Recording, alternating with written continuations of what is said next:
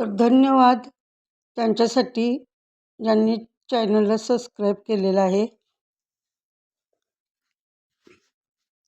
तर बघा, तुम्हाला जर प्रगती करायची असेल तर एक गोष्ट तुम्ही शिकली पाहिजे की तुम्ही कोणताही निर्णय घेताना तुम्ही घेऊ का नको करत थांबता आणि खूप दिवस लावता निर्णय घ्यायला. तर तसं कधीही करू नका, कारण कोणतीही वेळ ही सांगून येत नाही. कधी ना कधी संधी येते आणि त्या संधीचं सोनं पटकन कसं करायचं हे आपण शिकून घेतलं पाहिजे.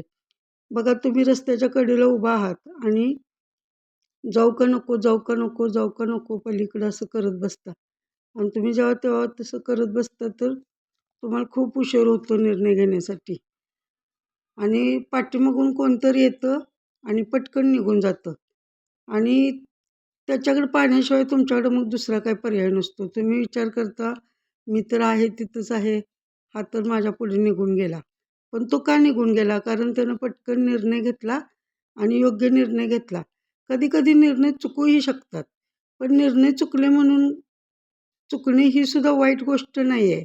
तुम्ही त्यातून अनुभव घ्यायचा आणि अनुभव घेतल्यानंतर आपलं जे काही नुकसान झालं आहे ते कशामुळे झालं याचा अभ्यास करायचा आणि नंतर तशा चुका नंतर करायच्या नाहीत.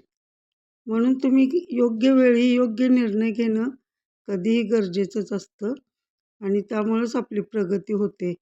आणि पटकन प्रगती व्हायची असली तर पटकन निर्णय घ्यायला लागणार, पटकन ॲक्शन घ्यायला लागणार आणि तरच तुमच्या जीवनात प्रगती होईल.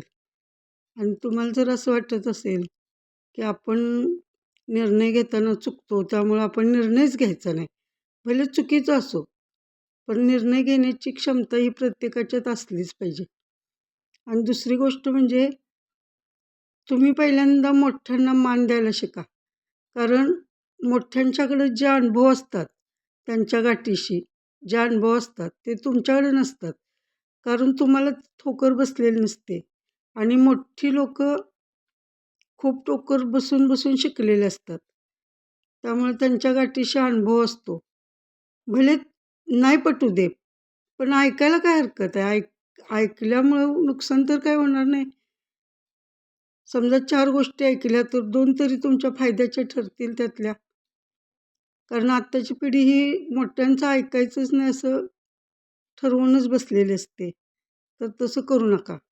काही 4 शब्द मोठ्यांचेही ऐका आणि ते तुम्हाला चांगलंच मार्गदर्शन करतील. त्यासाठी तुम्ही नेहमी तुमच्यापेक्षा लहान व्यक्तींच्या बरोबर राहण्यापेक्षा मोठ्या व्यक्तींच्या बरोबर राहा. जर तुम्ही 20 वर्षाचे असाल आणि 40 वर्षाच्या व्यक्तीबरोबर राहत असाल तर तो 40 वर्षाचा अनुभव तुम्ही अनुभवू शकता की त्या लोकांच्या सानिध्यात राहून तुम्ही 20 वर्षानं पुढे जाऊन जीवन अनुभवू शकता. असं असतं ते. त्यासाठी तुम्ही मोठ्यांना किंमत देत जा आणि मोठ्यांचे 4 शब्द ऐकून घेत जा. भले तुम्हाला पटो ना पटो, पण ऐकून घेण्याची क्षमता ठेवा. धन्यवाद. चॅनलला